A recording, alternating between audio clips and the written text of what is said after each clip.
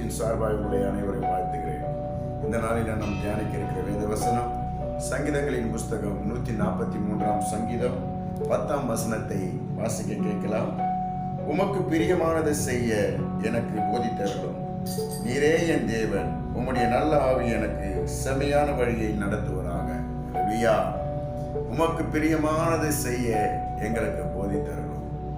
இந்த நாளிலே ஆண்டவர் நமக்கு அவருக்கு பிரியமானதை செய்ய போதித்தருளும்படியாய் அவர் சமூகத்தை நாடுவோமா.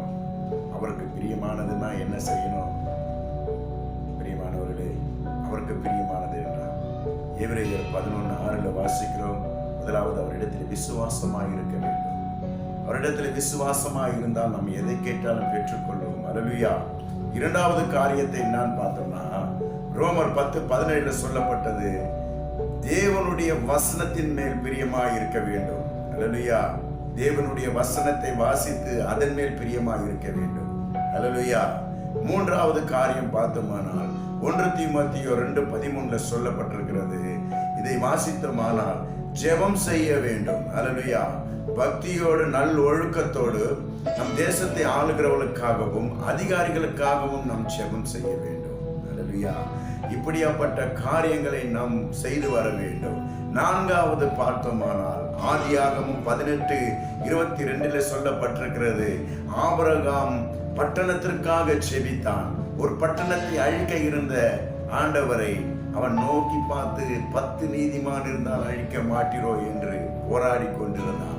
பட்டணத்துக்காக நாம் செபிக்க வேண்டும்.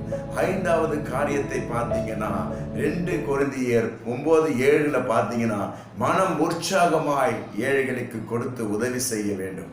ஏழைக்கு இறங்குகிறவன் கர்த்தருக்கு இறங்குகிறான் என்று எழுதியிருக்கிறது அல்லவா. ஏழைக்கு கொடுப்பதை நம் உற்சாகமாய் மனரம்யமாய் கொடுக்க வேண்டும். இந்த 5 காரியங்களையும் நாம் தேவனுக்கு செய்தோமானால் தேவனுக்கு பிரியமாய் இருப்போம். அல்லேலூயா. நாம் செய்கிற ஒவ்வொரு நாளும் ஒவ்வொரு காரியங்களும் நம்மளே அறியாமல் தவறு செய்ய ஆரம்பித்து விடுவோம். அது நம்மளுக்கே அது எதிராய் நிற்கும். ஒரு சின்ன கதை ஒன்று சொல்கிறேன் உங்களுக்கு, நீங்கள் நல்லா கவனிங்க. முருங்கைக்காய் வியாபாரி ஒருவர், விவசாயி ஒருவர் வியாபாரி இடத்திலே வாரந்தோறும் ஒரு 9 கிலோ 10 கிலோ முருங்கைக்காயை அறுவடை செய்து கொண்டு போய் வித்துட்டு வருவார். அவர் கொடுக்கும் போதெல்லாம் ஒரு டைம் 9 கிலோ இருக்கும், ஒரு டைம் 10 கிலோ இருக்கும். அந்த வியாபாரி என்ன பண்ணுவார்னா எடை போடாமல் அந்த விவசாயி மேலே நம்பிக்கையாக இருந்து அதையெல்லாம் வாங்கி அப்படியே வச்சு வியாபாரம் பண்ணுவார்.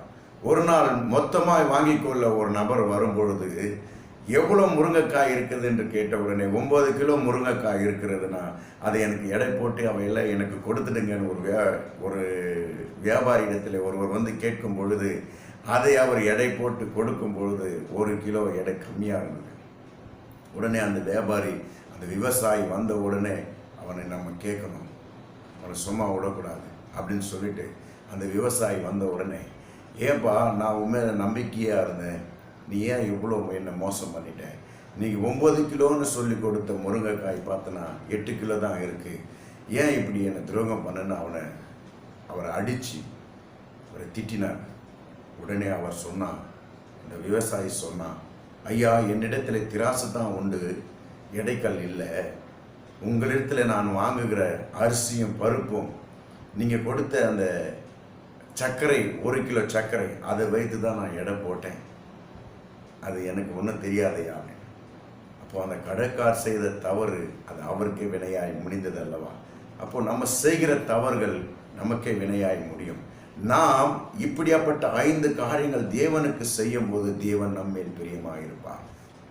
விசுவாசத்தோடும் வேதத்தை வாசித்து பட்டணங்களுக்காக செபித்து தன் ராஜாக்களுக்கும் தன் அதிகாரிகளுக்காகவும் செபித்து மனரம்யமாக உற்சாகமாக பிறருக்கு கொடுத்து உதவி செய்தோமானால் தேவனுக்கு பிரியமாக இருப்போம்.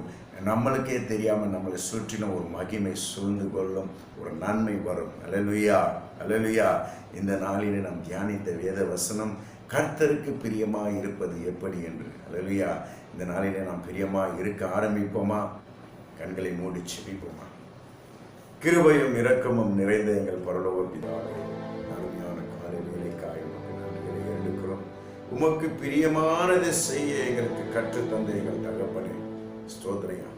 நாங்கள் அறியாமல் தெரிந்து செய்கிற தவறை தகப்பனே அது எங்களுக்கே வினையாய் வந்து முடியாமல் நாங்கள் இது முதற்கொண்டு கர்த்தருக்காய் பிரியமாய் நடக்கும்படியா எங்கள் தவறுகள் எல்லாம் விலக்கி பாதுகாத்துக் கொள்ளும்படியா கிருபை கடந்து வரட்டும். பாதுகாத்துக் கொள்ளுங்க வேலையை இயேசுவின் மூலம் ஆமென். அல்லேலூயா, அல்லேலூயா, அல்லேலூயா. Praise Lord, praise Lord.